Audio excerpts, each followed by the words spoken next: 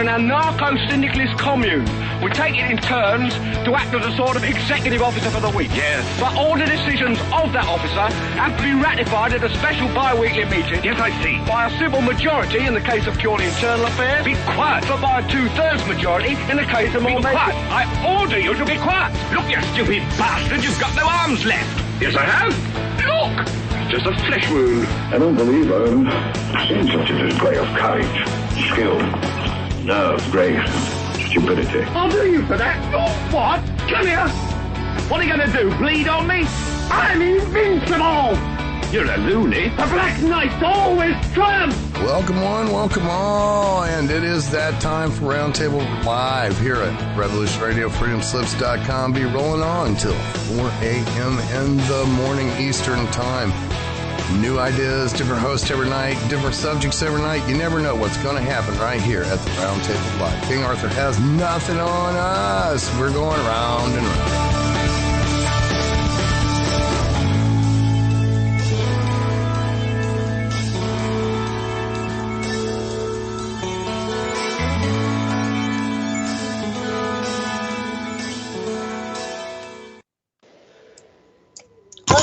Wild at Heart Roundtable Show. This is Noreen Helpand. I'm broadcasting to you live from Southern California, where it is 9 p.m. Pacific Daylight or Standard Time, I think now, here on the West Coast of the USA, and on the schedule for Freedom Slips for Studio A. For the homepage, this show is listed as 12 midnight. Revolution Radio is a listener support alternative venue. So donate money, become a patron, buy from the Zazzle store, send a check or money order written to Revolution Radio, mail it to Terry Ackerman, her staff member, her address at the bottom of the page. And there are many ways, such as that you can keep this information going and going. So, how's my audio? Hi, I have to say hi to a lot of people in chat. Anyway, let me do that right now. Okay, just a few here. My goodies. My good ones. Just kidding. And you too. I have not forgotten all of you out there. Okay, somebody is messaging me. It's probably a fun message. Yeah, I did say Studio A. Oh, yeah, Mr. Rose talking about his Japanese little fun food there. Cool, cool. He was a big help to me tonight, so thank you, Mr. Rowe. Anyways, you guys, wow. I got myself my lemon water, which I'm going to drink right now because, jeez, I have to. I really have to. Seriously. I do. Yes, I do. And I am. Hold on. Yum, yum, yum. Oh, man, that's good. Anyway, so how you all enjoying the hijinks out there? I'm telling you, it's been funny and strange. How is my audio, for one thing? Let's see. I think my audio is okay. I'm guessing. Right? I'm guessing it's okay. Yeah. Okay. So it is, I suppose. I think it is. I can hear myself pretty clearly, and yeah, it sounds fair to me. It sounds okay, actually. Anyway, so I had a rather, oh, I got a message here. Oh my God, I got more friends in here. Here we go. More messages. It must be important. Let's see. Okay. Oh, thank you. Okay. Good on the audio. Anyways, you guys, thank you, Two Crows, you guys, and Nomad. I'm not gonna name names. These are just friends that you wouldn't even know anyway, and I doubt they're listening. But I had a very interesting experience at a restaurant yesterday. The restaurant was fine. Food was good. But my one friend, well, there's two friends, but the one had to go to work and left early. We had lunch, and then the other friend was there, and wow. wow. Yeah, I don't know. That was really kind of strange, a little bit strange. Anyway, basically, this friend just couldn't stop arguing with me. One of those weird things, okay? Seriously, one of those strange ones. And after only 5 minutes, see, because realize my other friend left for work. So I was spending time with this other remaining friend for only 5 minutes, and I had to leave. I've known him for like 7 or 8 years, and yeah, when I first met him, we got into a big argument because he's very strange. No offense, okay? And we never argued like that afterwards, except on Messenger in the last year. But then now, when I saw him, I haven't seen him in over a year. Okay, whatever. We never argue in person, but this time he purposely chose to pick a fight with me. And it wasn't about Donald Trump or Biden or anything like that in particular. But it was about what's going on now because somehow, I don't know how it came up. I don't know how this topic came up at all. I really don't. I don't know. But it came up. So, okay, there you go. It came up. The topic was about, you know how like a lot of parents are trying to fight, right? The school systems right now because there's inappropriate sexual material being taught.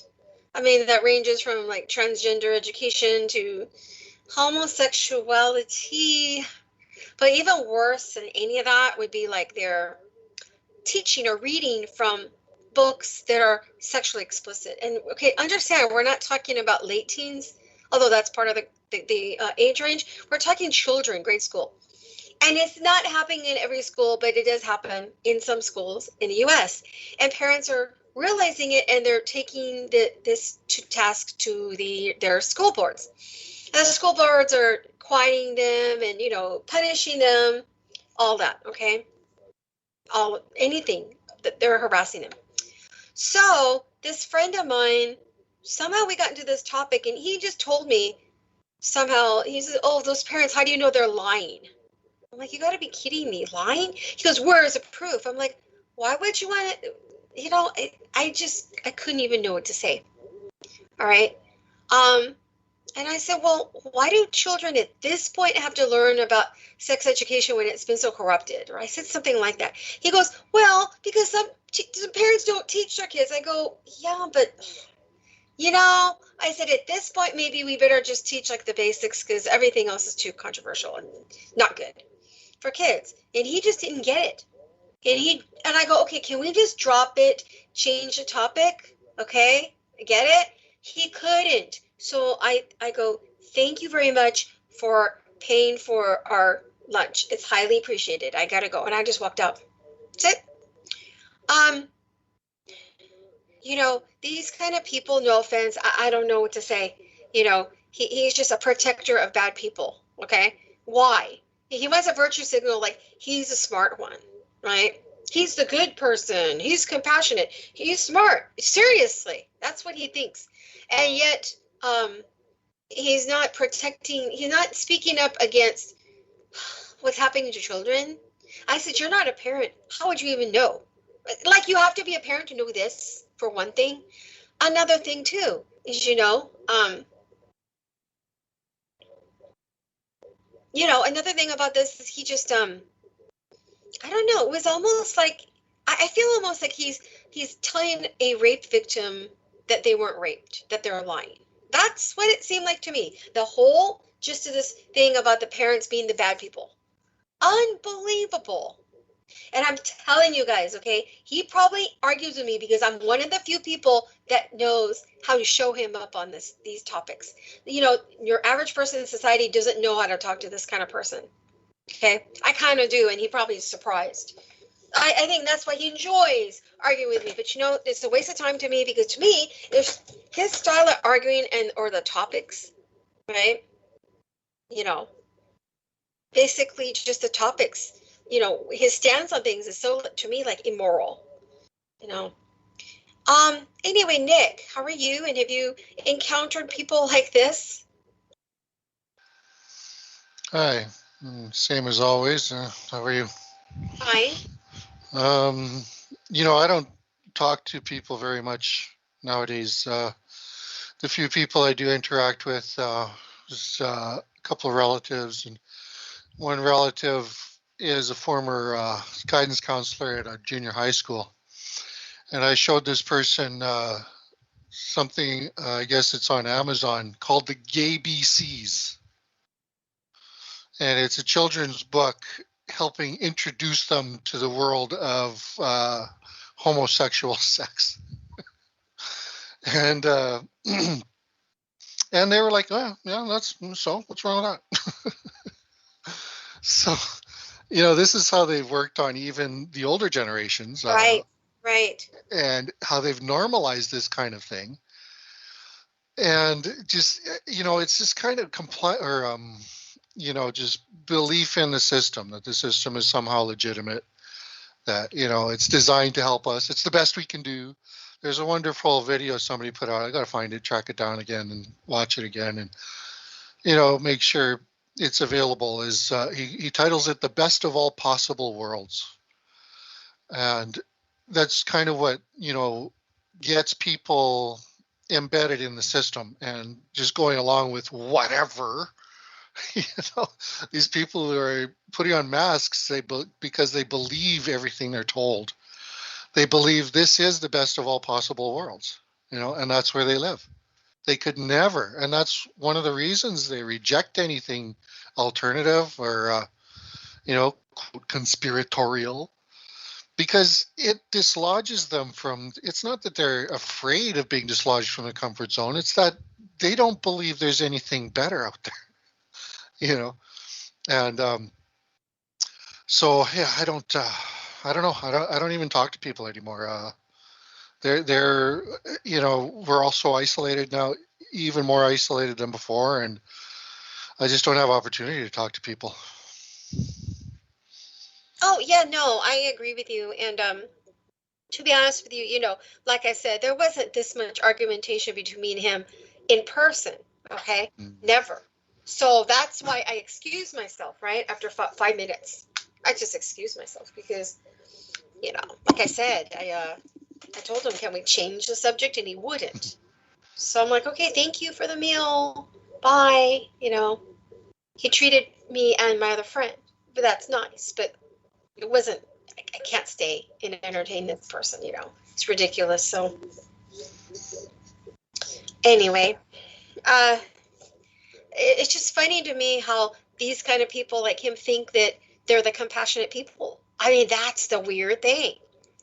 Their compassion is the type that ignores people, children in pain and,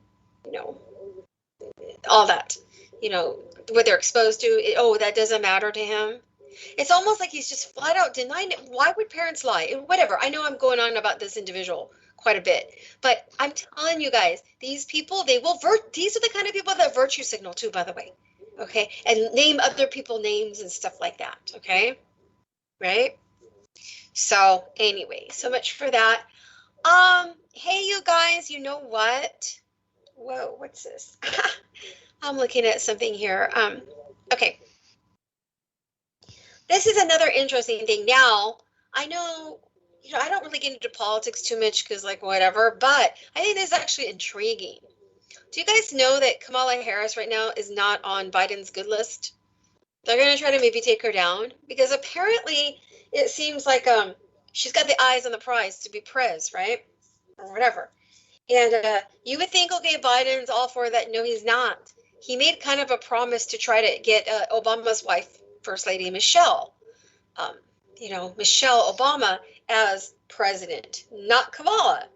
So now there's like a big power rivalry between Biden and Kamala. I mean, they're kind of dissing her in a sense, I guess. I don't follow this too much, because I was hearing reports about what's going on, basically. And so I think it's going to be interesting if this gets to be so bad that it eats up, really, Vegas, that it eats up the friggin' party.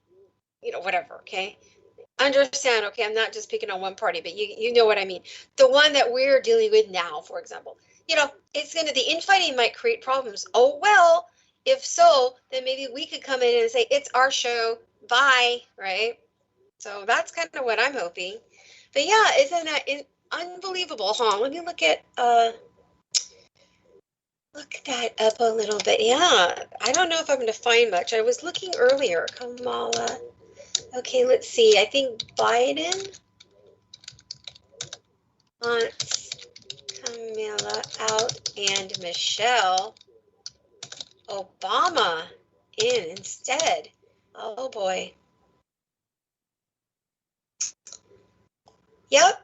Democrats pick Obama, Michelle Obama over Harris. Now, Harris is not exactly she's not exactly a liked figure, you know. She isn't. She's really not. No. She's not. She's not liked. She really isn't. So this might be another factor, right? God, Obama does not look good in this picture. Ooh, anyway, let's see. No, I mean Barack Obama, not Michelle. This is interesting. It's coming from the MainStreetGazette.com. New polling suggests that the lion's share of voters want, or at least anticipate, a 2024 match between President Joe Biden and former President Donald Trump in the race for the White House, though it also reveals surprising level of support. Okay.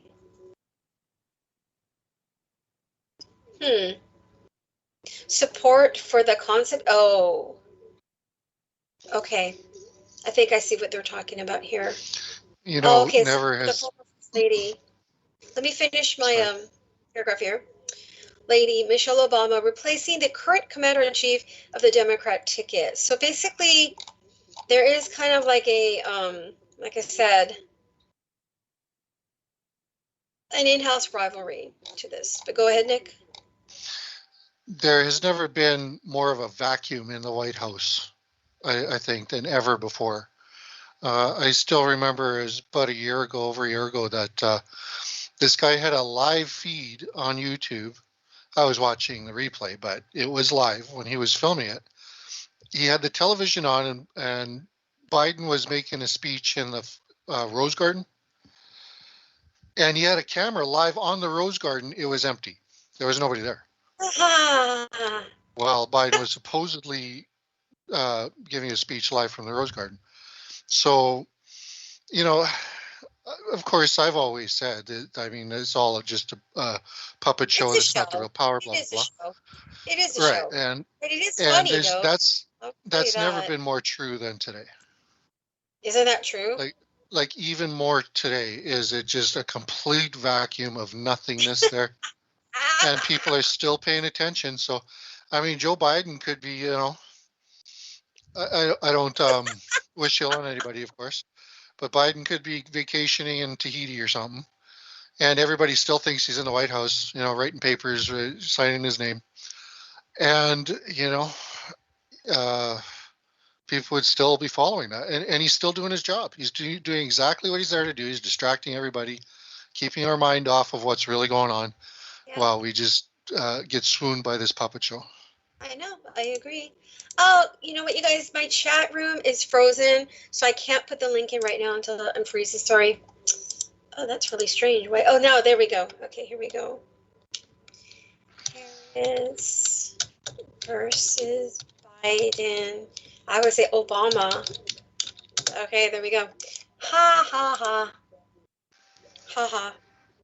I didn't even know Michael was a politician. Ah! Ha, ha, ha, ha. Ha, ha, ha. I thought that was just a house spouse. I agree, huh? The whole thing is unbelievably weird. It's just so God. Oh, I mean, at least we can laugh about it, and that's good. That's a good part of it. Yeah. Okay. So I just put the link in chat about that article, so you guys have some idea, or maybe you already know. But yeah, it's just intriguing, right? That's about it. So, yeah, I'm not looking forward to what I'm going to find out eventually about my work situation in terms of this agency I'm with and this whole what situation. But I have some backup stuff just in case, but whatever. It's just, but still. Oh, anyway, whatever. Anyway, I don't know. This is getting ridiculous, this whole thing. So in your area, is this mandate thing getting worse for people in work, or? Well, I haven't been hearing anything new. It's this stubborn mask thing that just refuses to go away. Huh? And it was, like I say, it was repealed last spring for about 8 weeks, about 2 months. And then it was brought back in because, they relaxed restrictions or whatever. And within a couple of days, spike in cases, got to bring restrictions back, it's just whatever.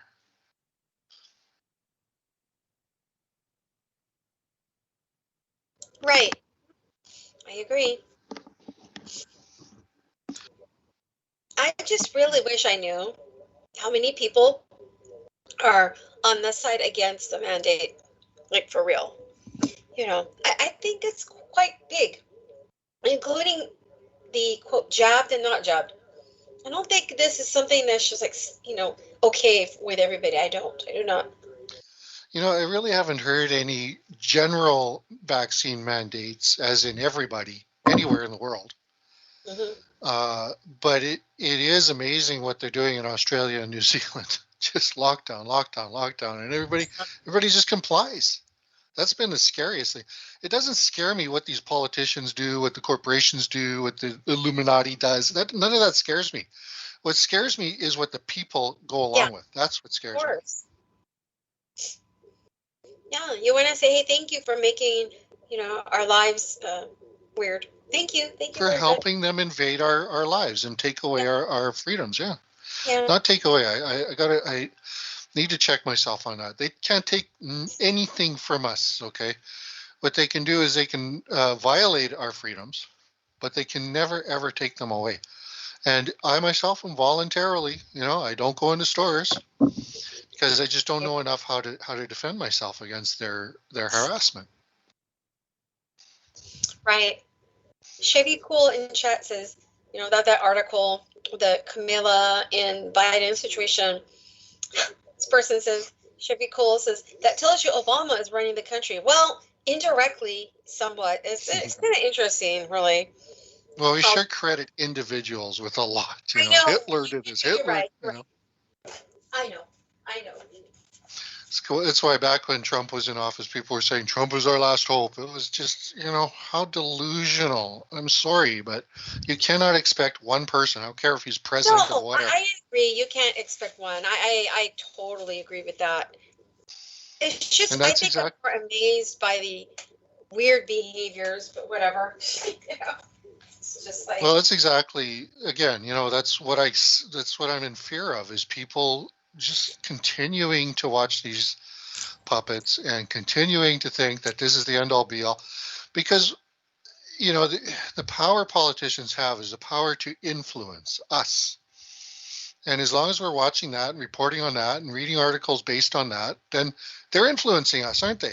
And it's us participating in it and voluntarily being manipulated by these guys. And it's never, ever, like, that's exactly what they need to perpetuate the hypnosis, and we're not going to get out of it. Yeah. Wow. What's happening in Australia? It's just crazy. We had Vinny Eastwood on, Billy TK recently, and, they're both from New Zealand, which is just as bad probably as Australia with these lockdowns. And, they're really fighting. But you know what? A mutual friend of ours, I don't think I want to say her name on air, only because of what she said on Facebook, and I don't want to get her in trouble. That's the only reason why. Otherwise I would, but let me see. She said about Australia, hidden in dark corners. Yeah, okay, right. Basically, our friend said, when you all realize that the COVID SHIT show is a big distraction to what they're trying to bring in, brace yourself. They want to pass laws to take 50% of all you own, including your property. Yes, jabbed. That includes you too. Don't say you weren't warned. Yeah, this is the whole thing. Even if you've been jabbed, you're still going to lose your rights, people. That is the point. Oh, man. That's what people don't get. It's a big scam. It's a big scam. Thanks to the media. Media, oh man, what a bunch of evil people. Bad people. Wow. Anyway. Oh, thank you, Jasmine. Yes, you're right. Go ahead, Nick.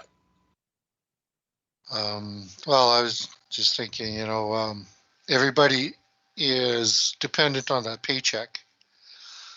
And that's really the end all be all is the dollar. If you don't go along, your paycheck is threatened and your livelihood is threatened. And once again, it comes down to each other. Where does wealth come from? Wealth comes from people, us. We create the wealth. So we're so afraid of losing this top-down dollar because the dollar comes from above us, as it were, metaphorically. Whereas the wealth comes from all around us. We're surrounded by wealth. We are the creators of wealth. So, this whole dollar is a way to buy up the wealth that we create and then trickle it down, as it were, back to us.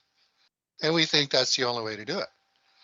And, therein lies the ultimate answer is, if we had empathy, we're talking about compassion. I find that there is a lot of compassion out there. We do have compassion for one another. What we don't have is empathy.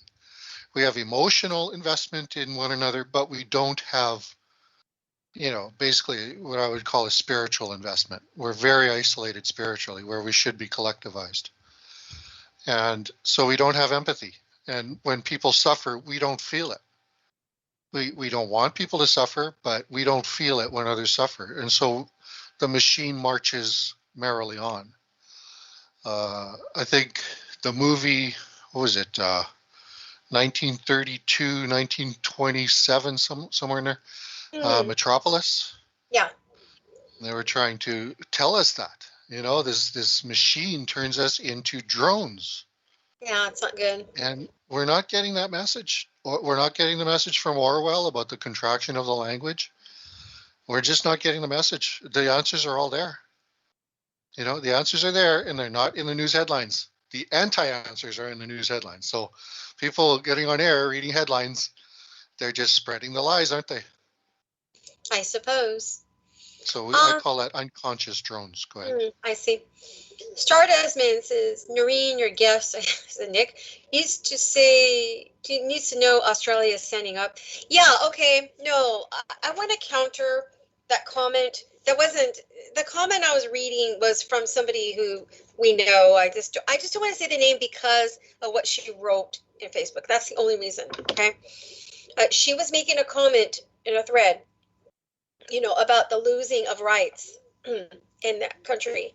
So I basically am trying to say that I'm just saying to you guys, even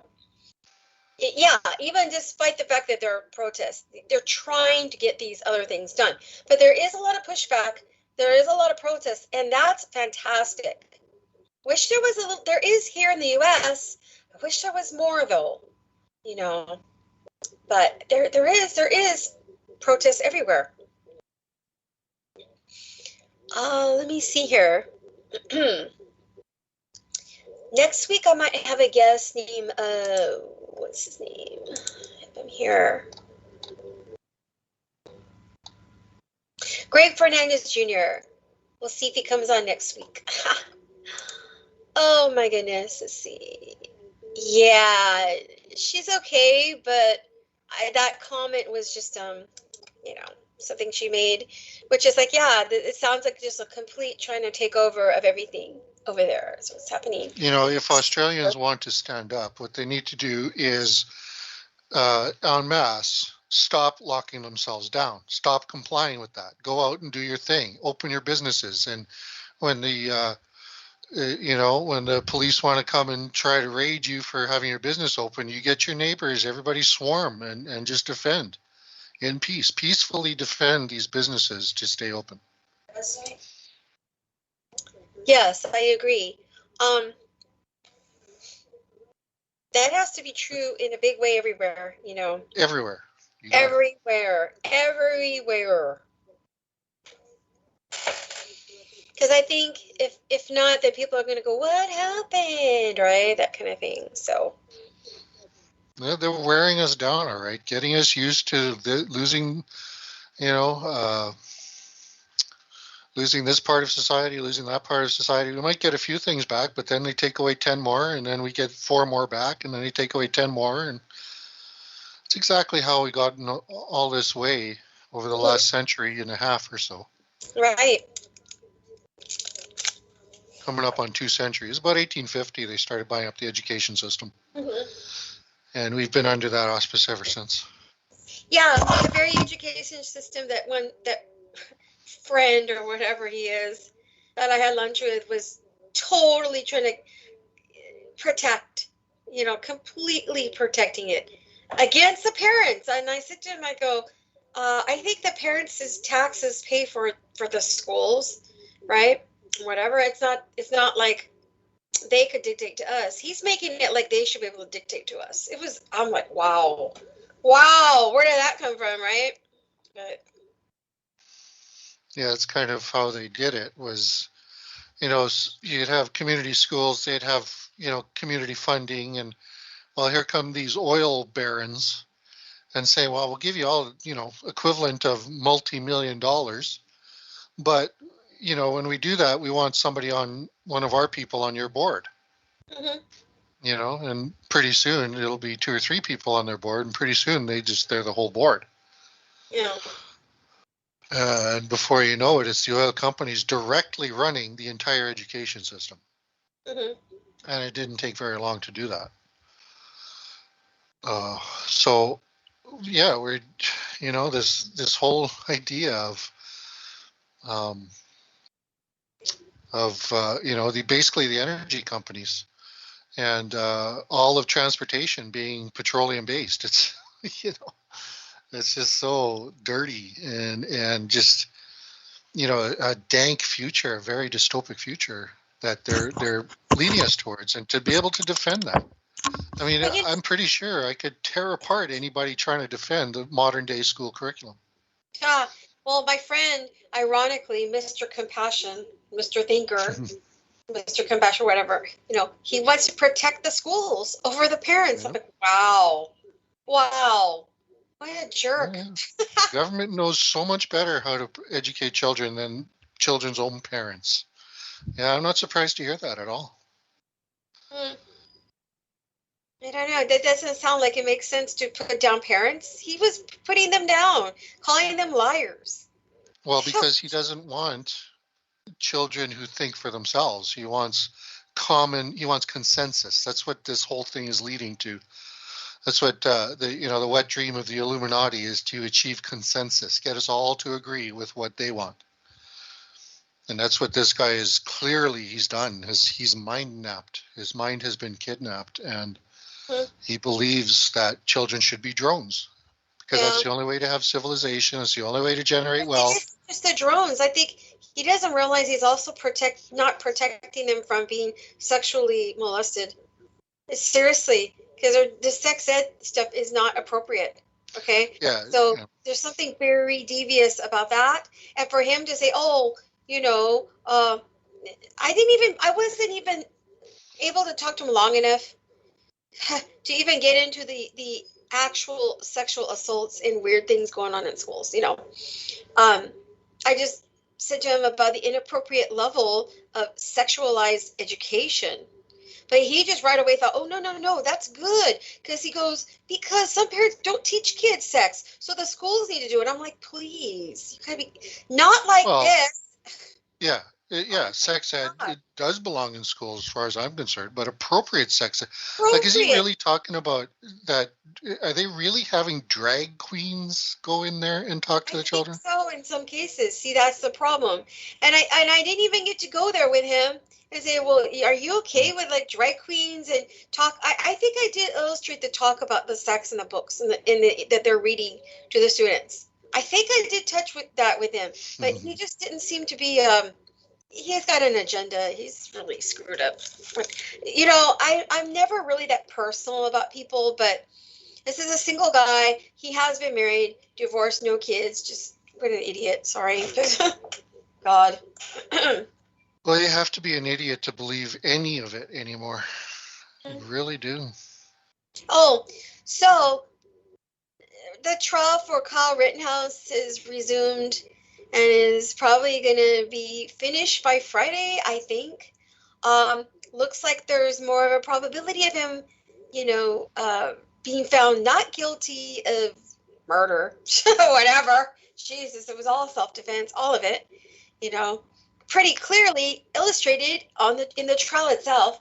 And but that prosecutor, I want a mistrial, the judge got mad, and we'll see what happens. I think Kyle will walk. But they're anticipating riots in Kenosha, so there you go. Rioting over a righteous verdict. Whatever. I don't think I'm familiar with that case. It's on the news every day. It's on the internet every day. You never heard of Rittenhouse in Kenosha? It's a 17-year-old. During all those riots the summer before last, the George Floyd stuff, and Kyle Rittenhouse is from somewhere in that area. He is 17. He walked into the riot area with a gun because his intention was to protect his friends' businesses. Not maybe the smartest thing, but he did it. And he wanted to clean up graffiti. He wanted to clean up trash, whatever. Okay, fine. Then he ends up being assaulted by three people who attacked him, physically attacked him with a skateboard and just attacked him. So he shot two of them to death in self-defense, and the other one was injured. One of the guys he killed happened to be a pedophile, believe it or not. Yeah, Rosenbaum or whatever. Okay, so that's why he was up for murder, even though this is clearly self-defense. It's all politicization of, people's rights, okay? A trampling of them. So now we'll see what happens at Rittenhouse. Really, he didn't, if you've seen the video of him testifying, and the people, one of them on the witness stand was a guy who assaulted him and admitted that he pulled a gun out on him. Hello? Okay, so there you go. Whatever. It's a major case, but Yeah, pretty convoluted. It is. So then the media is twisting everything, making it look like this guy is like a gangster, white supremacist BS stuff. Oh, he's there he went on a rant. He brought a gun there to purposely look for people to shoot. That was the prosecutor's, angle on this. That he was just a criminal jerk out to make trouble. It's the opposite. He went to protect people, and he got assaulted. He had to shoot in self-defense, and now he's on trial. Whatever.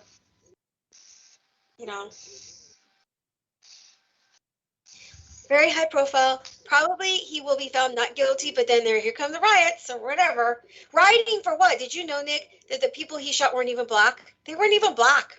They were white. He shot 3 white people, and yet there's going to be rioting. By who? BLM and Antifa? What is this? This is completely controlled troublemaking. Completely. Like, totally. All connected to the George Floyd fiasco? Yep. Mm-hmm. Wow. I really thought that name had been lost in the toilet of a dark history, and here it is again. Oh, yeah. Mm-hmm. Yep. It's here again because of this trial.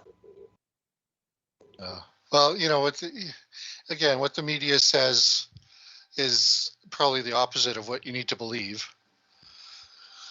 And one thing I noticed about these trials is you never hear from the person in question. You never hear. You might get one little sentence that they said, and it's usually paraphrased or wrapped in some other gibberish of trying to dissuade from its actual meaning. But you never hear from the person themselves. And no, that's they why. put him on the witness stand. Kyle was on the witness stand. I mean, they put him on the stand.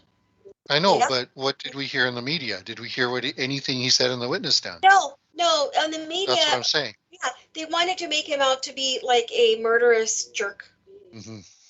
So that's what I want people to think about is when someone is on trial, and even if it's O.J. Simpson, which a lot of people are saying he actually was innocent, um, uh, uh, you don't hear them. You don't hear the person in question ever. It's always paraphrase. It's always reporting, Right. right? On purpose. That's why you cannot believe anything that is said about any of these trials. I mean, it's just total distraction. Oh, no, I'm watching the footage, the actual footage of it. Well, and you know what else is good is there are people who actually go to the court and actually listen. Yeah, people like that. What I'm trying to report to you is absolutely fact because this is what I saw too myself. So, Through the media. No, but I mean, you could see the actual trial without the BS. The media, the newscasters are they're editorializing and lying. So you actually sat there and watched the court hearings proceedings? Yeah, you could watch it. You could find it right now, all over the place. That would be hours and weeks at a time. I mean, these trials take weeks. No. I mean, the highlights. No, the highlights. They do this. They've been doing it for years. The highlights of each trial. Let's see one of these videos where they so-called show you the highlights. I'd like to see that. Type it in. You can find Kyle Rittenhouse. It's all over the place. It's everywhere. Yeah, I'm gonna find media reports if I type it in. Anyway, we'll talk about that later. We'll talk about. Excuse me, Nick. Please listen to me. You want to see the actual trial, not what the stupid jerks have to say about it. That's what I'm saying. I don't have weeks to sit there watching these trials. What do you mean? They're giving you the highlights, and they've always done that. I still don't understand. Anyway, we'll talk about it off air. Okay. No. I'm done with it. I'm just saying, just look for the highlights of it. What I'm telling you is what happened. Okay, so you just have to trust what I'm saying, because I'm not listening to a newscaster relay the trial to me. I am talking about what I saw. Now, when I used O.J. Simpson as an example, now the only thing I believe about any of that fiasco was a person who actually went to the court hearings, actually sat there hour after hour listening to them drone on in their procedural rhetoric, and actually witnessed what was going on during the proceedings. Now, a person like that, if they're trustworthy, you can actually believe what they're relaying about the trial, about the case. But I have never seen any, it's very rare I've been able to see someone who actually has been through that, actually has done that, and then comes back to report on it. So if you're saying I can just type something in and actually see the trial for myself, I don't know. I've never seen that before. Well, they've always given excerpts, but this was pretty long. I don't know, whatever. My whole point is that you could tell from the beginning of the story when it broke that it was self-defense from the day one. Okay, but you can notice, you can notice that the media tried to twist the story to make it look like murder. That's all I'm saying. That's all you need to know. I'm sorry. Well, I'm not disputing that, Noreen. Okay, well then. You can see the footage. Anyway, on to the next topic. So anyway, you have one last thing. This particular case seems so convoluted that I wouldn't even start with that one. It's convoluted, believe me. It is. Okay. It is. Anyway, so yeah, we'll see what happens with that. So, what else is going on? I'm just looking at chat. It's pretty busy. Thank you. That's really good. Because Mr. Rowe was on A-Man show and he said hi to me on the air. I was in the kitchen and then I come back and type in and say, hey, I heard you give me a shout out. So that's kind of cool. I was in the kitchen too. I know. Isn't that funny? Mr. Rowe. He's cooking up some crypto and making a cake. I'm just kidding. Crypto noodles. Yeah. Oh, there you go. Yeah. I've been as far as standard radio, I've been listening a lot to Charlie Kirk. I like him. He's really out for the unjabbed. He's not jabbed himself, and he's really fighting for that. I really respect him for that. That's why I have to just mention it right now, really briefly, because I think it's a very good thing. Let me see what's going on in chat. Yeah, it's something I haven't listen to at all is terrestrial radio. And the only TV I get is when I watch my hockey team, and I always let it get an hour. Well, usually an hour ahead. Sometimes I'll watch right, but I'll always let it play ahead, so I'm like, behind on the broadcast. So when a commercial comes on, I can just skip past it. So I only get tiny little snippets of these moron commercials, and I'm so grateful for that. PVR, that's the only way to watch TV nowadays. Mm-hmm. Mm. I'm actually able to stream, so I don't even have to have cable. Oh, I can cool. stream it all. Yeah, I'm very fortunate. Wow. Oh, I want to make a good report that my sliced roast beef from Sprouts is back. Finally, it was absent for like 2 weeks. It came back. I got a sirloin tip roast, half price.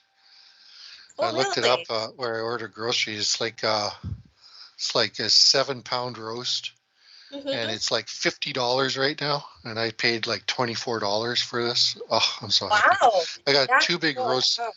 I was too lazy to cook them. I just froze them, but I'll cook them and then slice them into slices and then freeze the slices, and then I'll have roast beef sandwiches. That's fantastic. That is fantastic. I always avoid deli meats. I don't I eat any of that generally salami. do. I don't eat salami anymore, but the Sprouts beef is no nitrated, but it's very good, honestly. It's worth it. It is really good. They have a London broil too, but you know what? I tried it. I like London broil as a steak, but as far as a lunch meat, no, I like the regular roast beef better. Yeah. Every time I talk about food or I read about food in chat, I get a little hungry, not like I used to, but I do a little bit. But, I'm not going to eat while I'm sitting here. Oh, I've been how shopping funny. for rice. I used to get like 8-kilo bags of rice for like $25, and I can't even find those online anymore. It's like all the cheap stuff is being removed. And I only buy parboiled rice. Apparently, it's got the nutrients of the husk. Before they remove the husk, they partially boil it, and then it's way better for you than regular white rice. But that's been difficult to find as well. I've been getting some rice vermicelli instead of spaghetti, so that's probably healthier. Oh, good for you. That's great. All kinds of varieties too. Brown rice vermicelli, jasmine rice. Mm-hmm. But jasmine and I found basmati rice, they're just species. They're kind of just the same, pretty much the same as white rice. Right. Only They're not as parboiled. starchy. They're less starchy. Okay.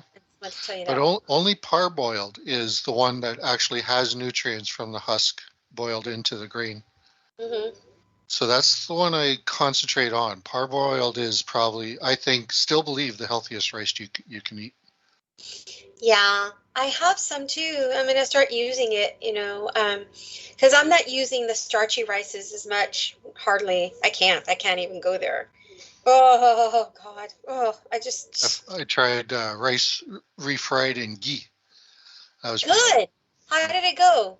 Good? It was nice. It was so good. I had it again today. Oh, good. Oh, you're trying your ghee. That's great. Yeah, good for So, cooking. what have you noticed since you're new to ghee? And believe me, there's many brands of ghee. You understand? It's not ghee. It's not like like I'd say butter is more similar to the brands of butter are a little bit more similar to one another than ghee. Ghee could vary quite a bit in its texture, its taste. So, how was your experience with ghee for the first time? So this is the Nanak brand, Nanak, and this is called Desi ghee. Mm-hmm. I don't know what that means.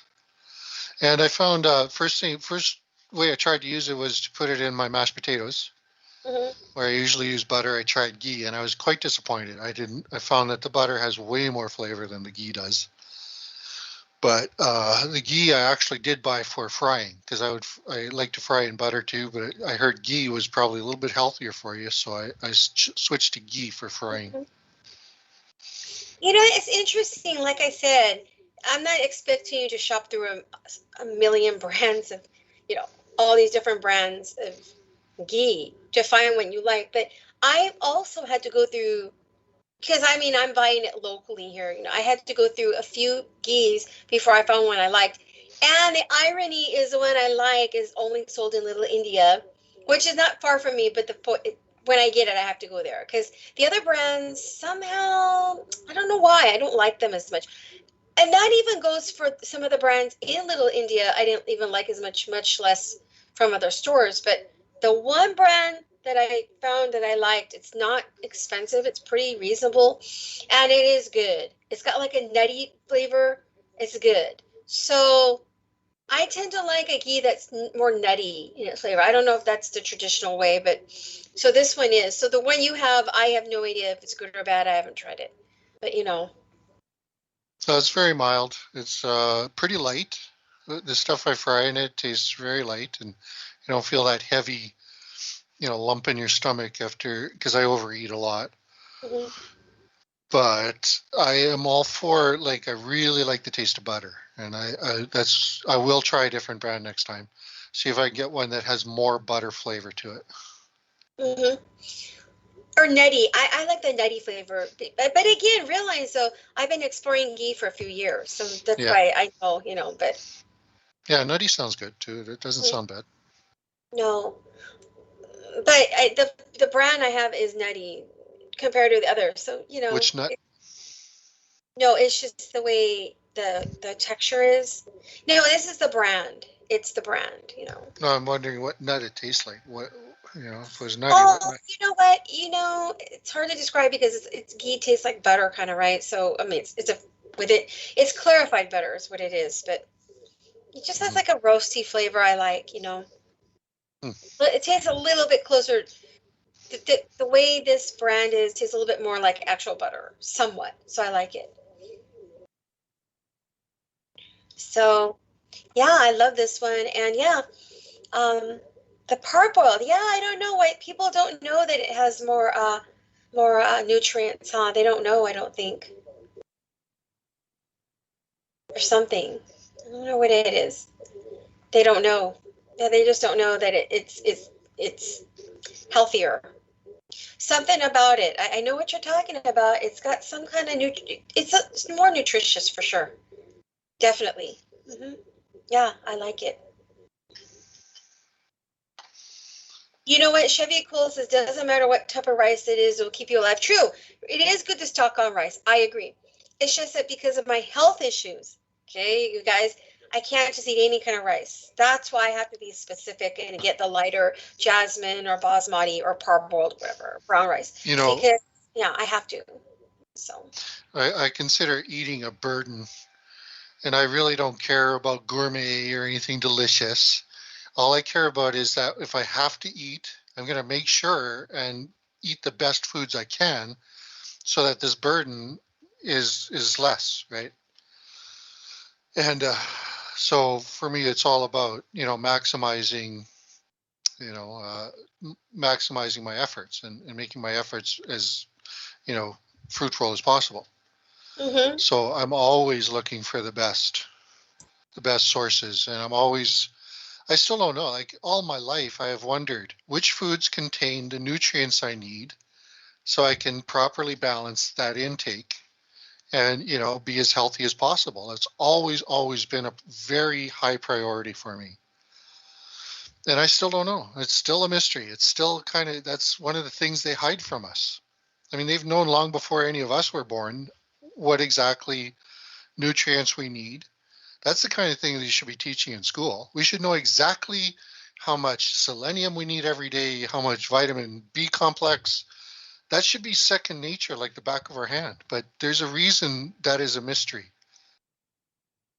Because, that's part of the agenda to keep us ignorant of our own selves, keep us from knowing who we ourselves are. You know what though? The thing about the nutrients is, before we had all this corruption in our environment, more than a century ago, here in the U.S. or Canada, food was probably fine.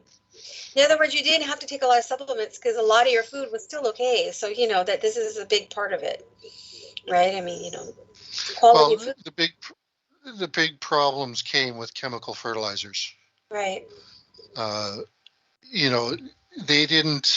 They are not, in my opinion, responsible for, abundant crop yields, bumper crops. We could have done that with normal, natural fertilizers. It's just that these fertilizers a lot of them are petroleum byproducts. Mm-hmm. And so again, it's the oil barons maximizing their profits by taking all these waste products and converting them into, profit at our expense. As soon as they started using these chemical fertilizers, it killed all the soil bacteria. Now none of the plants can uptake nutrients because they rely on soil bacteria to create those nutrients, as do we. We rely on gut bacteria for a lot of the nutrients we synthesize. Sure. Oh, that's great music. Noreen Hillbound, Walter Hart, Roundtable Show. We'll be right back. Stay tuned.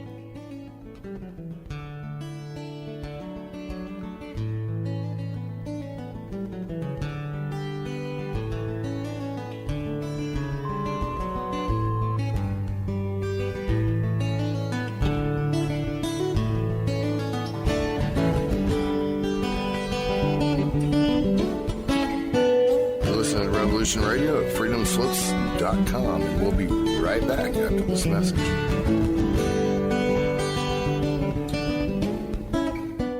Be evasive. But that doesn't mean that they're telling the truth as opposed to fiction. Genesis chapter 6, verse 4. There were giants in the earth in those days, and also after that, when the sons of God came unto the daughters of men, indicating that there were giants before the Nephilim. And sons of God, plural. They weren't talking about Jesus coming down. No, that's right. Yeah. Uh-huh. I'm Steve Crawford, host of Factor Theory Live.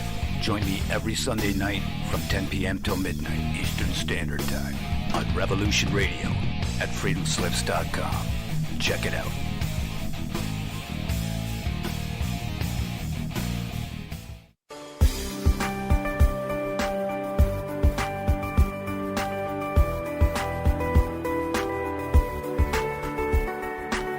Transcending time and space, let us take you to the place inside your mind where thoughts divide and mysteries unwind. Join us every Monday evening right here on Revolution Radio at freedomslips.com from 8 to 10 p.m. Eastern Time. And you will catch the Fenton Perspective with our great host, Noreen Fenton. Come listen in as she shares her amazing stories from the past to present, along with all of her guest secrets to the future. That's the Fenton Perspective every Monday evening right here from 8 to 10 p.m.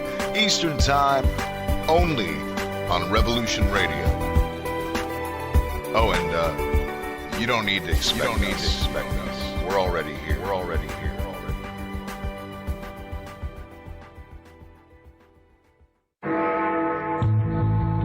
Galactic Interstellar Council on Revolution Radio Studio A, Fridays at 2 p.m. Eastern. Join us as we traverse the starseed paradigm, as expressed in the time-space continuum that we know as the divine expression of love and light. Integrating this conscious unity into the galactic paradigm. So welcome all, both terrestrial beings and galactic beings as one. So be it. You're listening to Revolution Radio.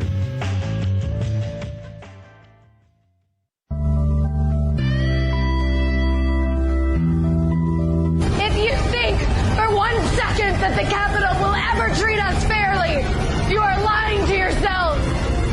Because we know who they are and what they do. This is what they do, and we must fight back.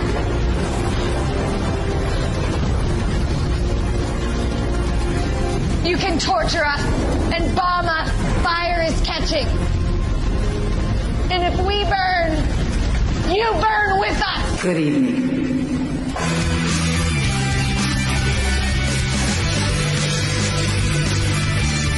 Are you awake yet? I hope. We We've tried and we've tried for years and years to use passive resistance and loud voices to make a change. The time is over. Your governments around the world have no other goal than to decimate your entire existence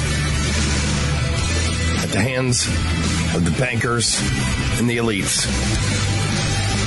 The war is coming, and it's your choice to decide if you want to be a warrior or a victim. Denial is not a choice anymore. Revolution Radio, freedomslips.com, the number one listener-supported radio station on the planet. Not giving up. Revolution Radio.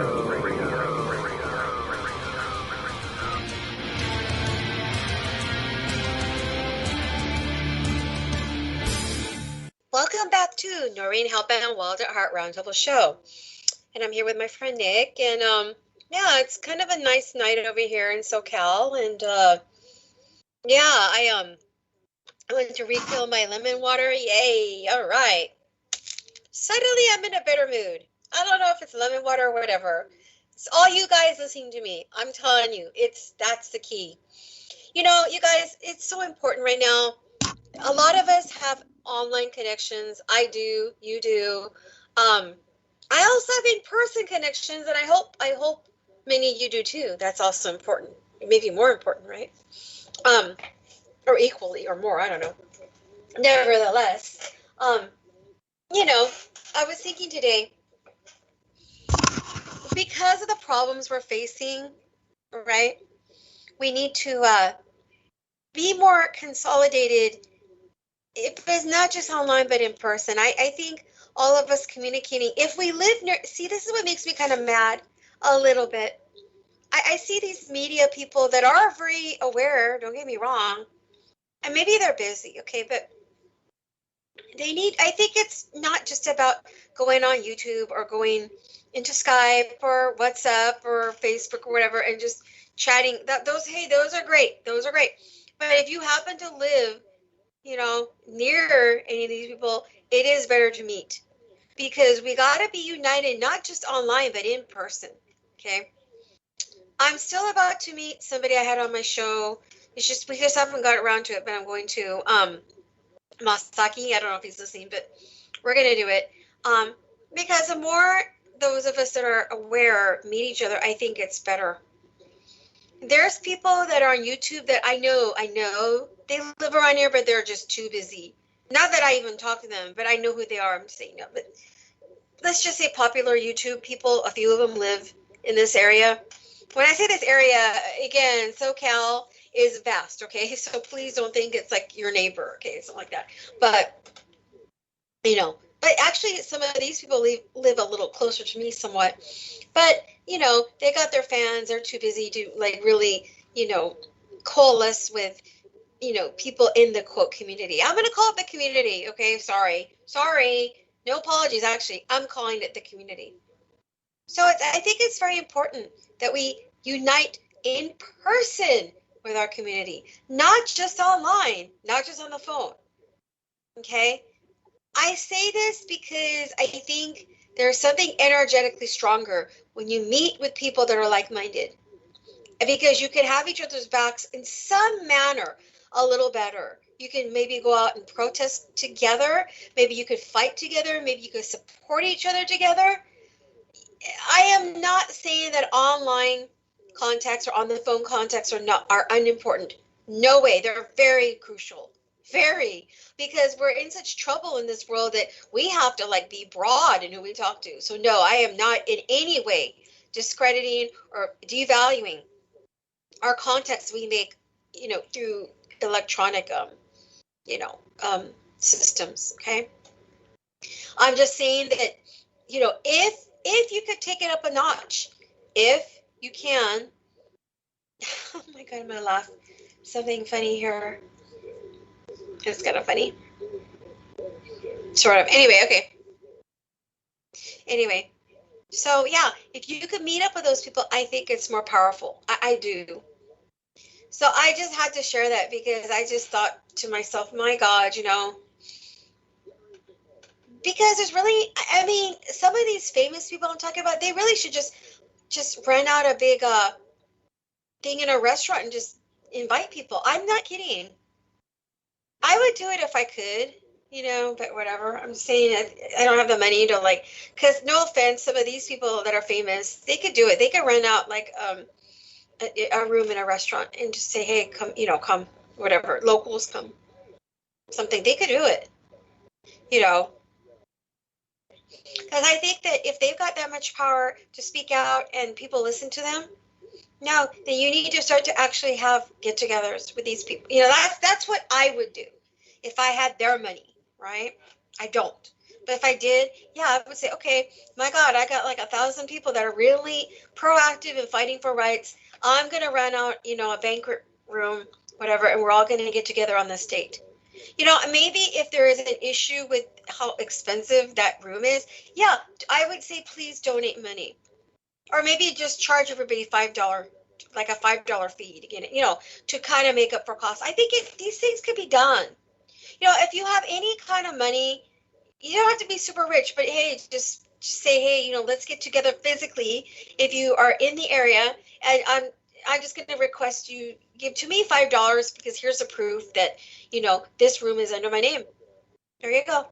I think you could work out, or by donation or something. Okay, people can figure this out. I think that's a good idea. What do you think, Nick? I don't know if Nick's there. Anyway. Yes. Sorry. It's okay. Yeah, I think that reminds me of something called salons. Oh yeah. Yeah. Throughout throughout the last centuries, people would get together. They would have a certain group, and they would take turns using each other's house to host the gathering. Right. And you would talk about the happenings of society, and share ideas on how to address issues and improve, or improve things. Yeah, excellent idea. That's something we don't do anymore. Wow. That definitely complements what I was saying about learning where wealth comes from. It comes from each other. We are the generators of wealth, and if we had faith in each other, we would not give in to the system and believing that the dollar is the end all be all of civilization. No, we are the end all be all. And that's why they have to manipulate us into conforming to their will. That's why they want a consensus. And right now they pretty much have a consensus that, yeah, the dollar is all that matters to civilization. Amazing as it is, that's what people seem to believe. And a salon would be the exact thing we need to start to learn about each other's talents, each other's capabilities, and what we can do for each other. Instead of doing for the system and hoping the system does for us, we can just do for each other directly and just cut out all waste. That's why I brought this up, because it's time for a more grassroots situation. Now I will say this though, as an advisory note, the salon idea, I'm not against it. I think it's great. But I think that if you're going to invite people into your home, you need to know a little bit more about them. Okay. So if you're doing like more of a broad kind of, there's, especially depending on how connected you are to people. If people know you because of your quote YouTube channel or whatever, but you don't know them, you may not want them in your house. Okay. For safety reasons. But I think what you can do, like I said, you could rent out a hall. You could rent out a room in a restaurant. I'm just saying that's a start for people that maybe you don't want them in your home because you don't know them. Then you could get to know some of them, okay? But you know what I mean? So, I think that's a good option for that. But the salon thing in the home, yeah. Yeah, like a salon would be more like a small group of people who know each other. Right. What you're talking about is inviting exactly what they call it. Another activity is something called a town hall.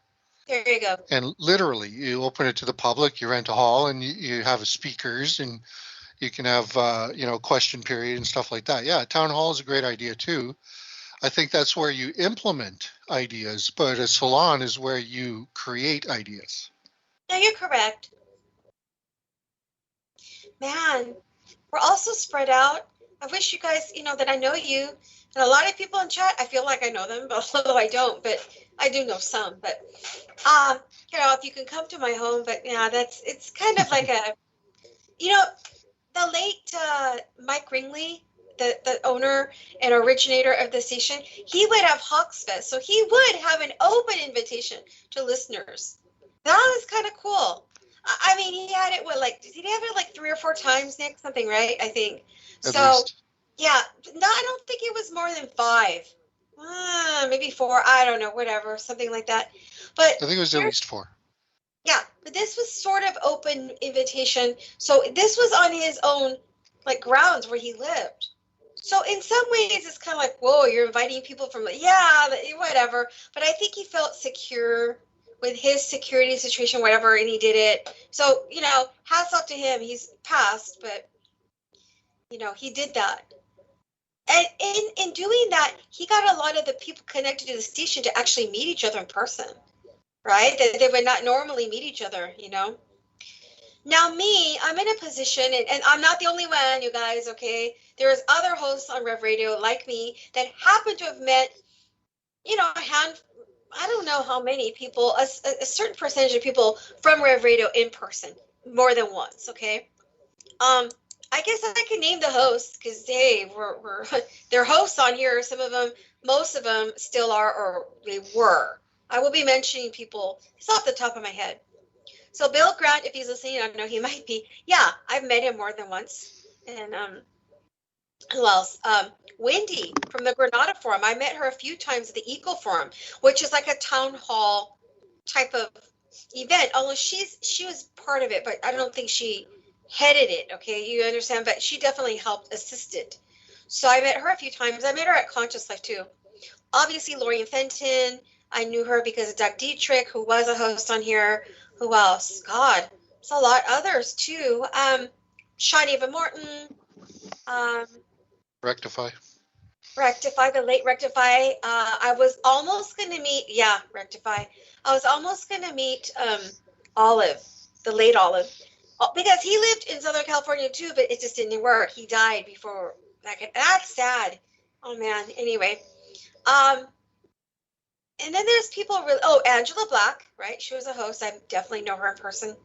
There's so many. There's others too. There's people who no longer are on the station, but I've known them, like Stephen E. Kelly, Terry Joyce. There's a lot of people. There's others too that just I have to think about it, right? I should write a list, really. But yeah, there's probably a few others that I've left out. No offense, that I just have to think about it, but that I've met from this station. But there's a lot of people I haven't. What? A couple that are regrettable. Oh, okay, right. Yeah. Yeah, okay. I never met Nighthawk. No, I never got to because I didn't go to Hawks Fest. But a lot of people that went there, they were either still on the station or I talked to them. So, well, Steve Travesty, or Steve Zerlith, I do talk to him, but I've never met him.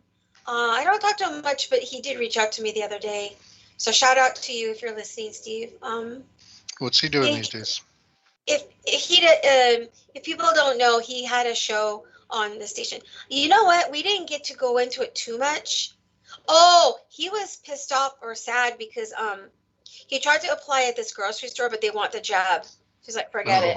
Yeah, so he's having that issue too. Mm-hmm. Is Uber requiring the jab too?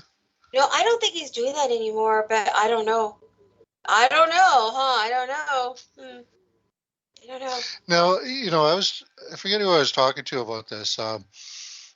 Probably about 6 months ago, there was video all over the web about France requiring you to be jabbed to go grocery shopping. Yeah, and there were like, young women being manhandled by these giant gorillas, at the door, throwing them out. And the women were just fighting back, God bless their spirits. And, some of them were getting hurt. And I'm wondering, Is it still the case in France? You can't go grocery shopping without the jab? Never I did don't get an know. update on that. I wonder if Yeah, anybody I don't. knows. Good question. But yeah, there's nightmarish, bizarre things happening, because of the jab. What people have to see through this. This is so bad. You Come know, on, and everybody. that's exactly what they're doing. They tested it out in France. I don't think it worked. I think they'd have probably had to repeal that. But look what they're testing in Australia. It does seem to be working. People are complying with it, aren't they? No, there's a lot of resistance in Australia, honestly. But the problem is, it's a small country, like I said, and I've talked about this on air before, about how they're able to do this. Somebody's messaging me. Let me see if they want to. As far as I Hold on. know, the lockdowns are still in place. And I'm hearing hosts from Australia saying, "Oh, I'm complying with the lockdown because I don't want to go to jail." Which I'm not, disparaging them for that, but I'm saying the people in general are, if the people in general didn't comply with it, they would also have to repeal that, wouldn't they? Right. So I'm not, Oh, putting anybody down. So I'm just saying, if we stand up to this, it goes away. let me see. I'm gonna see if this person wants to come in or not. Whatever. Anyway. Yeah, Skype issues. Okay. Anyways, all right. So there we go. All right. Let me see. Ooh, people are talking about alcohol. Oh my goodness. Wow, what's going on, man? Was that a TELUS message? No. I just got a text on my phone, so that's different. Wait a minute. What's going on here? Oh my God! Shout out to Robert Phoenix. He's listening. Hey. Yeah, he just texted me. That's cool. I bet that's him. I'm like acknowledging you on air, man, buddy. If you want me to talk about, if you want me, did you want to come on now, Robert, and briefly talk about whatever? It's free form. Let me see. Come on down. I know I'm asking.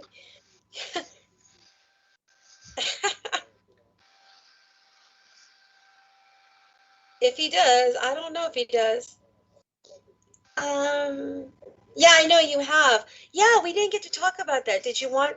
Let me see if he's okay. I've got messages here. So, thank you. The show from Vinny was good. Thank you. Let's see. I could call you. Okay. All right, Robert. I'm gonna call you in. Okay, I'm gonna call you in if that's okay. Let me just do that. Other people are messaging me. Ozzy Ostrich, nice to reconnect with you. He has a Skype issue.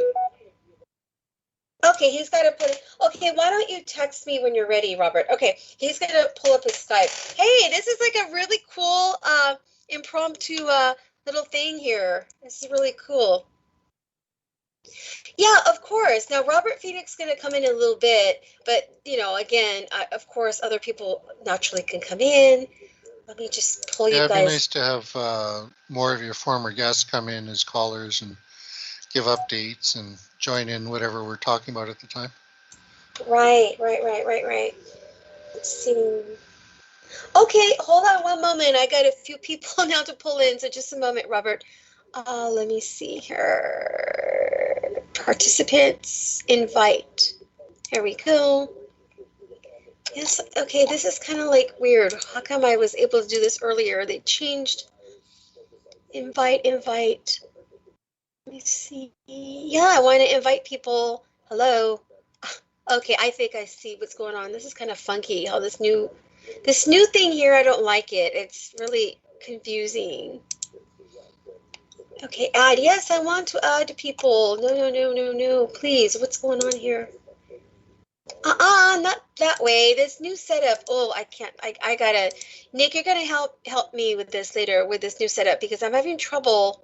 I pulled you in, but I'm participants. Oh, okay. Yeah, but how do I pull people in? Oh my goodness. The little circle at the top says add people. Not on this new thing that I have. This is crazy. Okay. Oh, it's way on the top. Oh, this is so weird. Okay. Okay. Hold on a second. This is really Okay.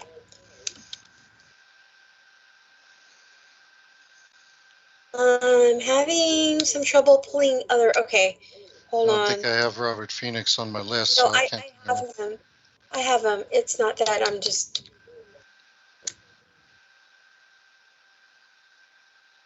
Okay. Here we go. All right. Okay. That should be added. I just called Robert in. Let's see if he answers.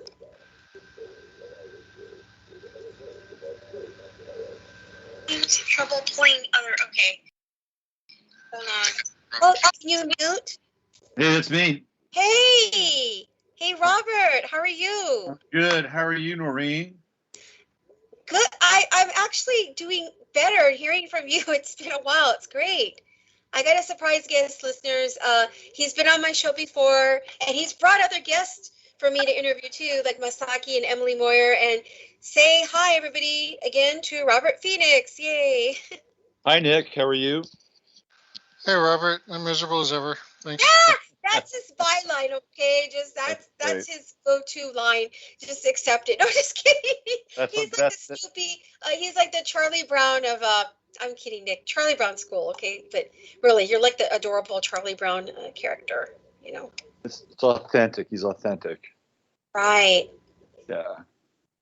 So I tuned in, and I heard what you were saying about getting together and trying to have sort of these temporary autonomous zones with people at restaurants and meeting up in real time.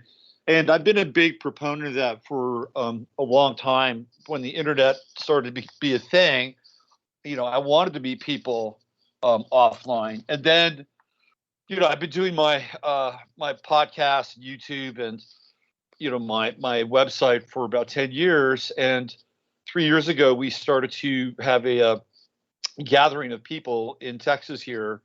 It's usually around the second or third week of October. And so we just did our third year this past year. And there are people who were part of the first group of people that wanted to get together.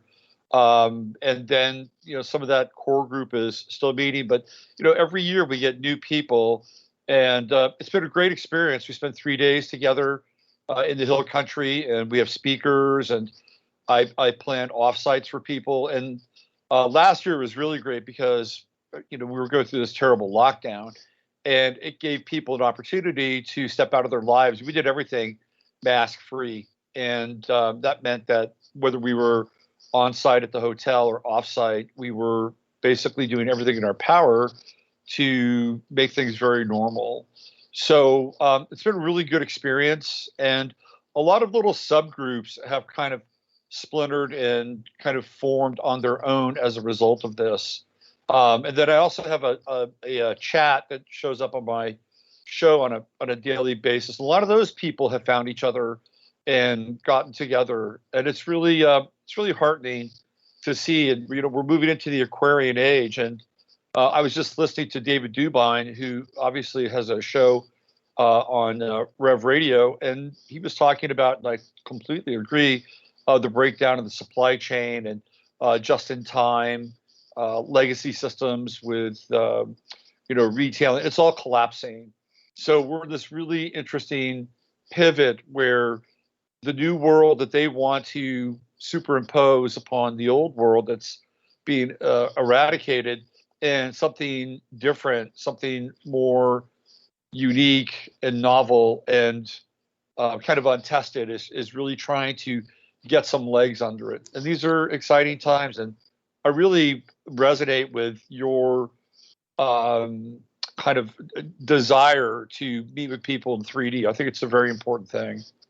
I'm glad that obviously, because you've had these events, in the Hill Country, that, and I was probably going to think about what you did because I had all these other people in my head. I'm thinking maybe they could do it, but yeah, you've been doing it, and I mentioned, I don't know, Robert, if you know, or you obviously heard about our late station owner Mike Ringley, and he had those hawk fests, those were kind of crazy. I mean, he actually, because it was on his property, right? Yeah. So he lived on a sprawling farm. He had a big, acreage lot. It was big. So he was able to have a stage. He built it like, I guess, a mini stage, right, Nick? Something like that. And then he had like Steve Travesty, and he was in a band too. So I think he sang, and and then he had the other people that were really good guitar players, and so he was able to have like a real actual show at his event. Yeah, that's awesome. Last year, not this past year, but 2 years ago, Masaki came in. We brought Masaki in, and he did a great presentation on pyramids around the world throughout time, pyramid power. And then that night he DJ'd a set. So it was in a hotel. It wasn't a big sprawling farm, which sounds great. But, we did our best to entertain ourselves and avail ourselves of the talent in our community. Masaki's a very talented guy. Right. So I got as much bang for the buck as I could out of him. Oh my God. Yeah. Wow, that's great. Yeah. The other thing is that I live in the hill country here in Texas, and I can tell you that people here have really started to get together and really dig in on issues in a big way with the city council, what's going on with you taking money from the Biden administration with the Build Back Better stuff and the American Rescue Plan. This whole community here is starting to get mobilized. And it's really important because Nick was talking about what happened in France, and they rolled it out and people responded to it, and it didn't really go very well. And we can see that when they put these things into motion, sometimes the opposite effect takes place, and they actually wind up motivating and catalyzing people. And that's what's taking place. And that's the upside of the downside of the times that we're in. Yeah,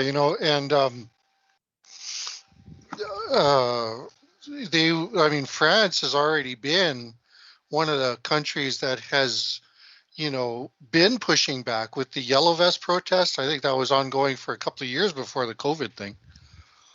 Yeah, that was about the fuel prices.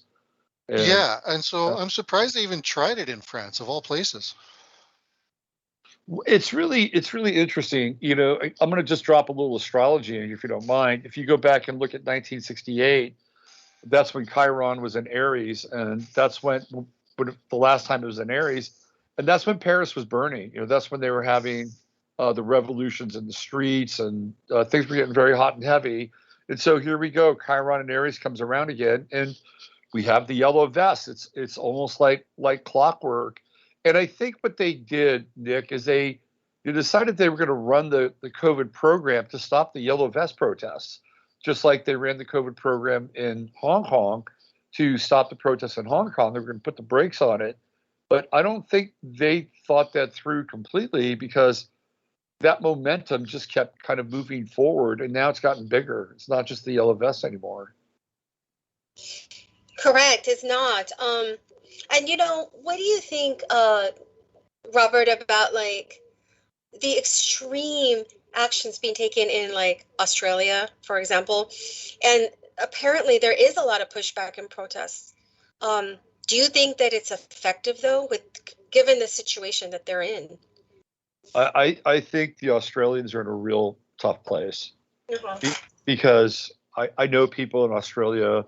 I talk to them fairly frequently, and their options are getting more and more limited.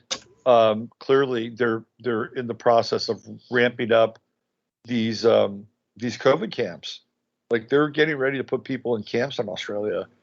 You know, you're right. That's really it's a really chilling thought, and they're in a tough spot, and they don't have a lot to fight back with, and they're clearly in a major struggle. And they roll these things out in Australia because it's a very interesting sort of laboratory. it's landlocked. They have different states that they can do different things with. So they can go hard here, soft here, a little hard here, and then they can scrape all the data from what's going on in those various states. And then they're going to apply what they figure out to other places like New Zealand and Canada. Canada's not very far behind Australia. And I was just talking with a friend of mine who has a campground. She works at a campground on Vancouver Island, and she's been working on this campground for close to 10 years. And the owner sold the campground to the government, the British Columbian government, because that's what they're doing now. They're going out, they're buying private land, and now she's going to be forced to move. And this is going to be the new trend where governments and NGOs and these sort of front groups for BlackRock and Vanguard, they're going to start buying public land and open space. And once they get it, they're not giving it back. And, yeah, this is extremely important, what you just said. And I'm wondering, oh, sorry. No, go ahead. I'm wondering if, Australia has a population very similar to Canada. We're about 33 million. I believe Australia is around 30 million. And I'm wondering if it's a lower population to politician ratio that they're probably experimenting. One thing, I have never heard of a lockdown. I did hear of a lockdown here very early on. It was either 1 week into last year or 1 week into the first year of this nonsense.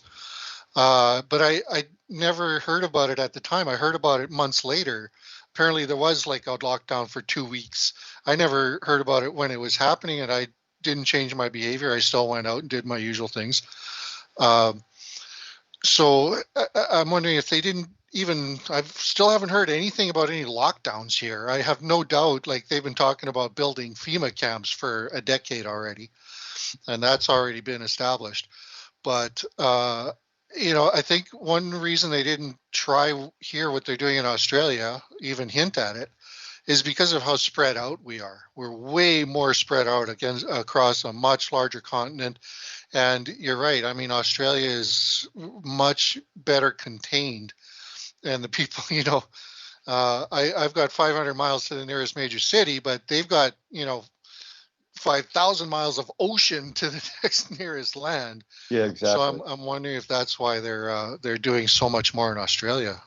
I think so. I think they're trying to really sort out a lot of data, information, and material in real time, so that they can apply that to wherever they go next. And it was really interesting to watch things kind of unfold in real time, because there was once Labor got involved, the Labor guys said, okay, you're gonna force us to get vaccinated. We're gonna get involved now, and we're gonna start to protest. So these are some really hard men. And I remember this protest, and they had a small kind of group of these people wearing their kind of their lime green fluorescent vests and their caps, and this group of labor protesters just blew right through them. And I thought to myself, well, that's really interesting. It's like now finally the Australians are taking it to the streets, and they displayed an overwhelming show of force against this group of police or security or what they were police. But then right after that, all of a sudden the Australian government quickly countered, and they brought in people that were not the lime green fluorescent vest wearing group with batons. They brought in people in hardcore riot gear, hardcore visors. They were firing very hard rubber bullets to deter people, and just so they learned very quickly that they needed to take it to another level against this group.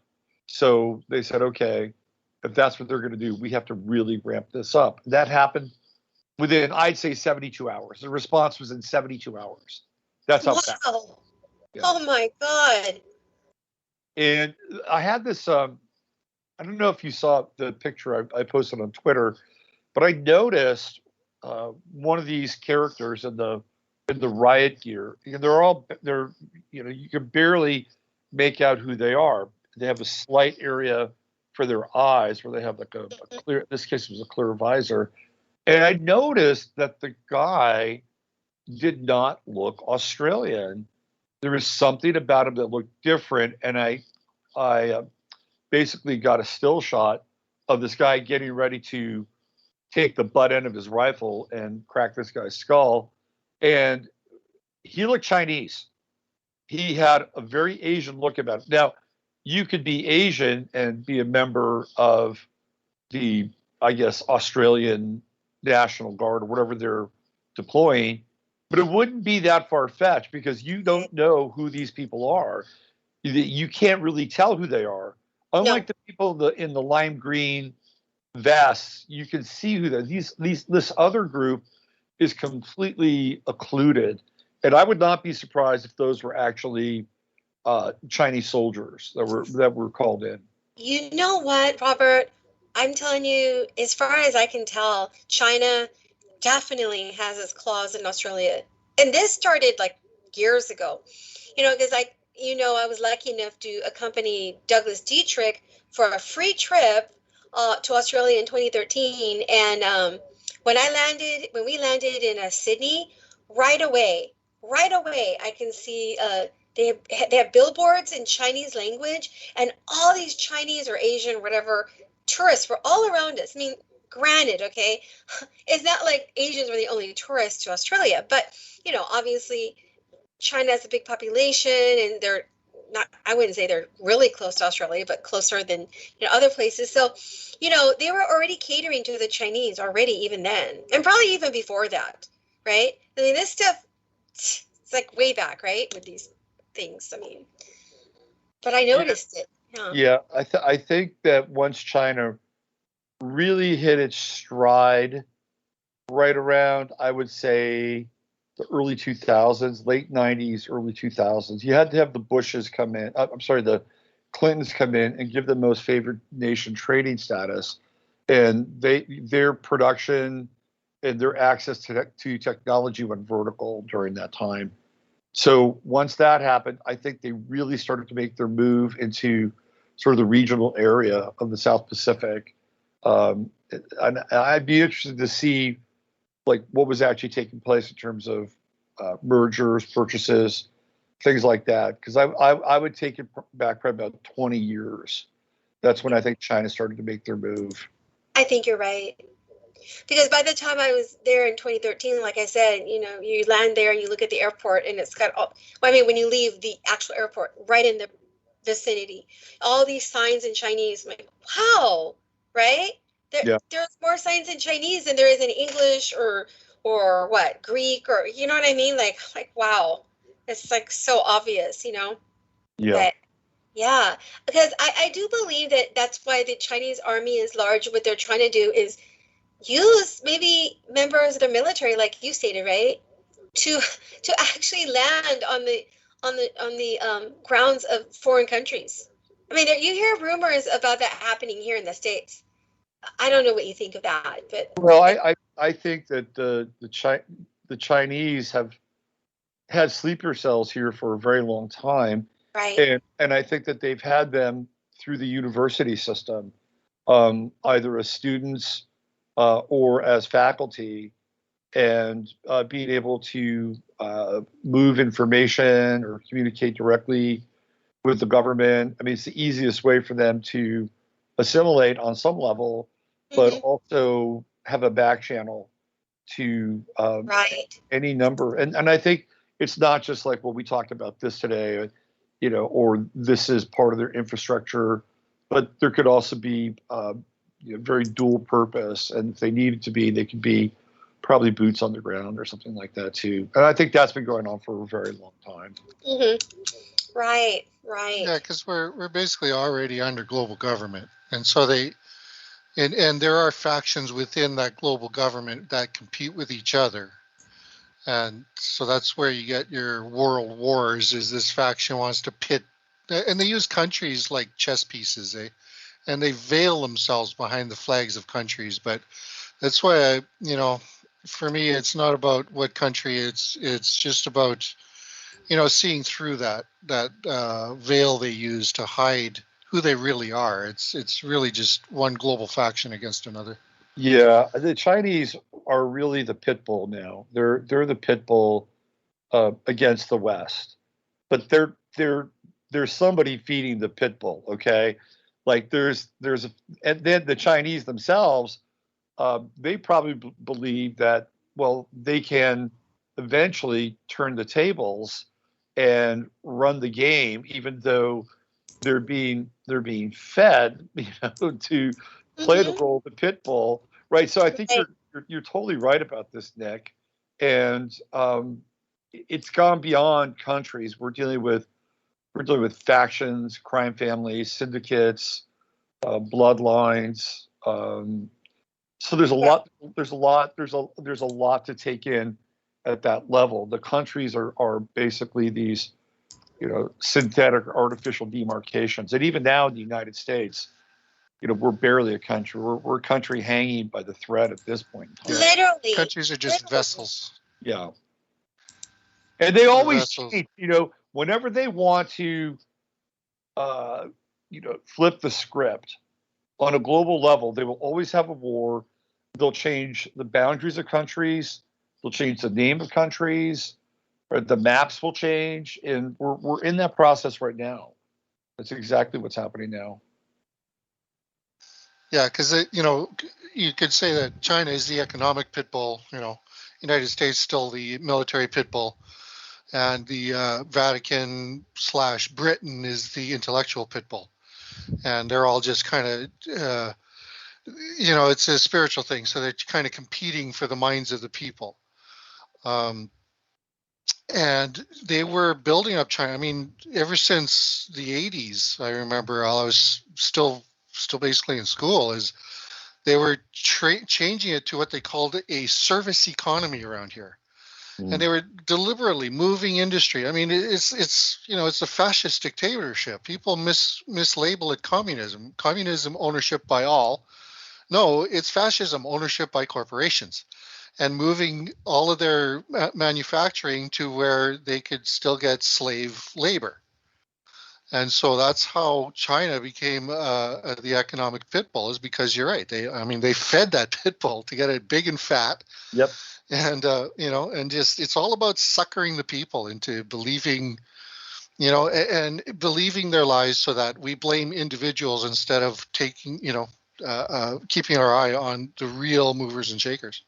Well, my father was kind of a victim of offshoring. He was a warehouseman, and he was a teamster, and he had a pretty good gig, and he made a pretty good salary. But the company that he worked for realized that, well, if we didn't have all these highly paid union workers, we could probably make more money. So the first thing that they did is they actually moved to Tennessee, because Tennessee didn't have very strong union ties. We were in California at that time, and they lasted a while in Tennessee. And the next thing you know, they're offshoring, right? I don't know where they went. They might have gone to Hong Kong or Thailand or something like that.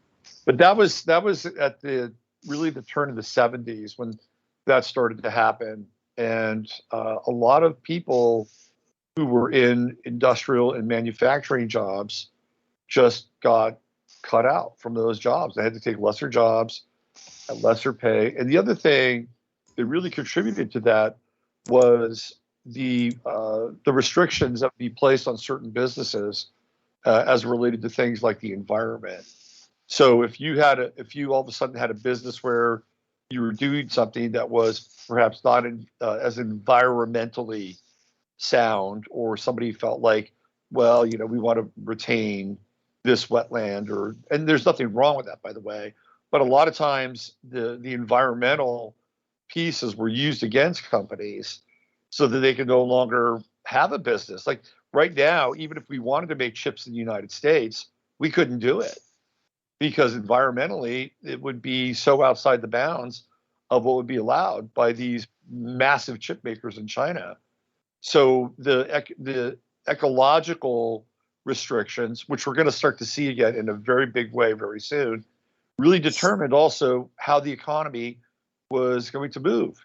If you couldn't do it here, you're going to be forced to go to Mexico, we're going to be forced to go to China, or wherever they were going to look the other way environmentally. And I'm not saying that's a bad thing, but in many cases, it was almost over the top. Like there was really no sort of middle ground or way of working things out so maybe they could improve their processes or change their standards, but still maintain their business. There's like, okay, we can't be here anymore. Where do they not give a crap? We'll go to Mexico, we'll go to China, we'll go to wherever. And that's what happened. A lot of it. Wow. Yeah, it's been a process over decades, right, to get where we got. Didn't happen in one day. I think that's the shocking part for people, right? They think, oh, it just happened overnight. No, they've been working on this for a while.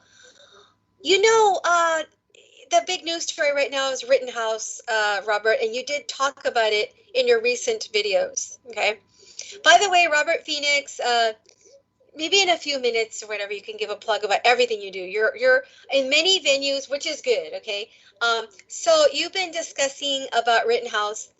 Looks to me, it seems like a lot of people are saying he's going to be found not guilty of, what is the charge? Is murder, isn't, even though we know it's not. But then supposedly Kenosha is really, they're trying to get whatever cops they can and whatever riot police they can gather to stave off any possible rioting that may happen as a result of a no guilty verdict. But the irony is, most people know this, that following this, is that the three people Kyle shot, the two of them dead, and one surviving, I guess, none of them are black. So the rioters, if they're BLM or Antifa, if they're trying to use a race card on this, it's really weird. And but it goes to show, right, just how completely out of control the society is and out of our hands. Like Nick says, maybe because it's our fault or whatever, but we're not taking enough action. But yeah, now it's gotten to the point where they're going to be rioting over a premise that's not even true. It's just right? It's completely insane. Yeah. It's completely and utterly insane. And these are professional journalists, and they're really just professional propagandists. Smear merchants and propagandists, yeah. That's all they are. And they don't even get the facts right. I mean, Kyle Rittenhouse did not bring the gun across state lines. He lives in Kenosha. His father lives there. He lives part-time with his father, part-time with his mother. He works in Kenosha. He was able to purchase the gun.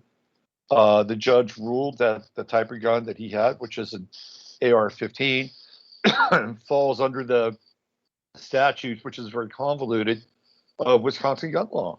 Like, he cannot own a short-barreled rifle. Like, he cannot own a sawed-off shotgun, but he could own an AR-15 because it's used in hunting. And so a lot of the liberal and the left propagandists aren't even aware of this, and if they are, they don't really care.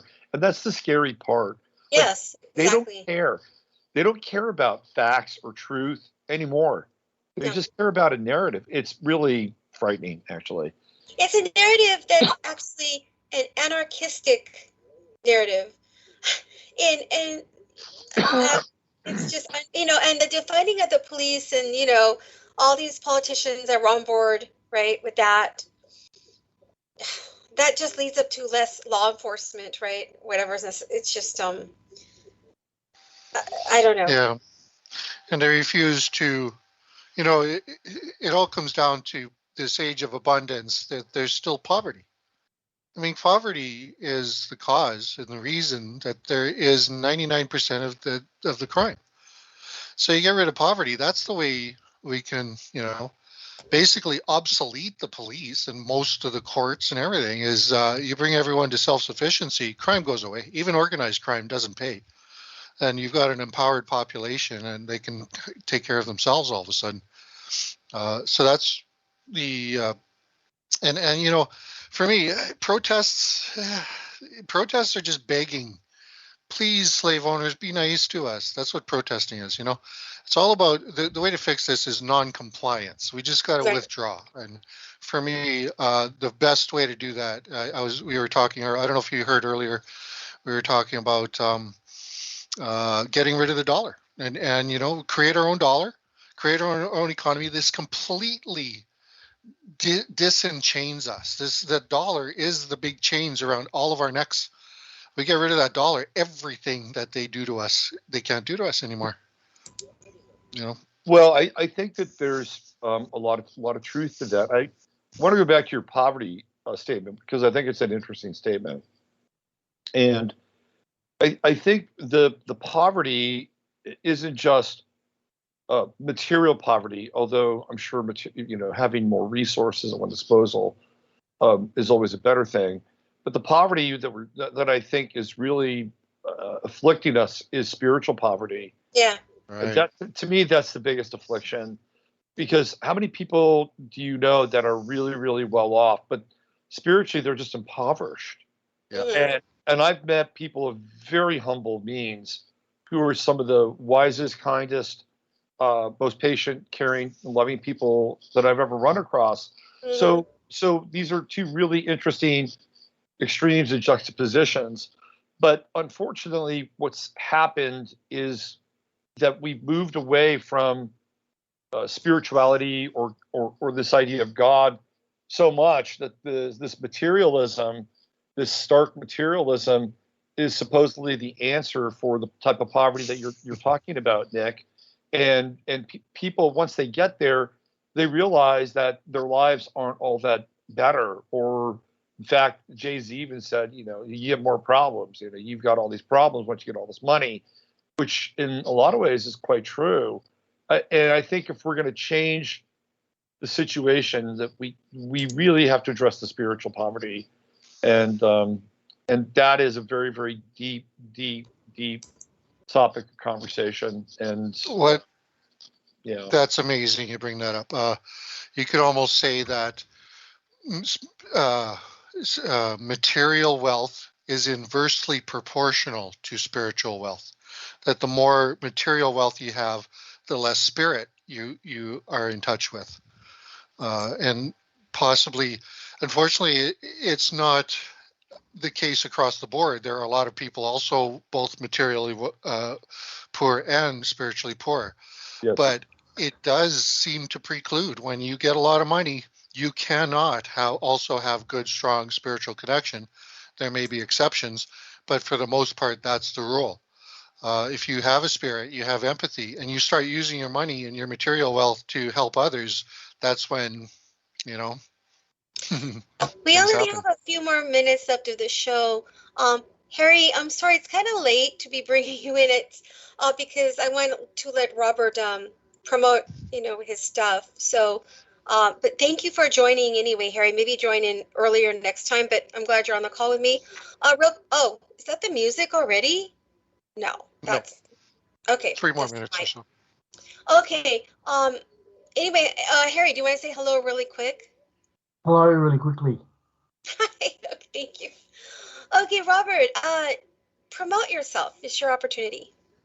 Well, thanks. I didn't mean to jump somebody else's train. That's a spontaneous thing, but thanks for having me on. And you can find me at robertphoenix.com. That's my website. I used to do a lot more writing there. Mostly what I do now is I live stream on a website called 15 Minutes of Flame, and that's OV. And I do that Monday through Thursday, 9 a.m. Central. RobertPhoenix.com is dedicated to astrology, which is basically my stock and trade. I do astrological consultations with people. And then on Sunday night, I have an astrology show on YouTube at 8 p.m. It's called The 11th House. So you can find me those places. Wow. You guys should really check out his channel, because, I always learn something every time. Never fails. That can't be said for everybody, I always learn something. And, being into astrology is like a double gift, right? Can I plug my website? Sure, please do. Please do. It's harrythebusker.weebly.com. but it has many pages on it. But the one that like a bit about intention, which is the first one. Different one is the second one is practical solutions. So stuff I've been writing to government about housing and accommodation and putting in hydrogen energy systems for redundancy for the coming power grid go down thing, all that sort of stuff. Next one's my arts and crafts, so things I've done over my life, little bits and pieces. But the next one is sorry, that's the music. Come in earlier next time and promote more. This is Noreen Halpin, Walter at Heart Roundtable Show. Thank you, Nick, Harry, and Robert. I really appreciate it. See you guys next week. Bye-bye.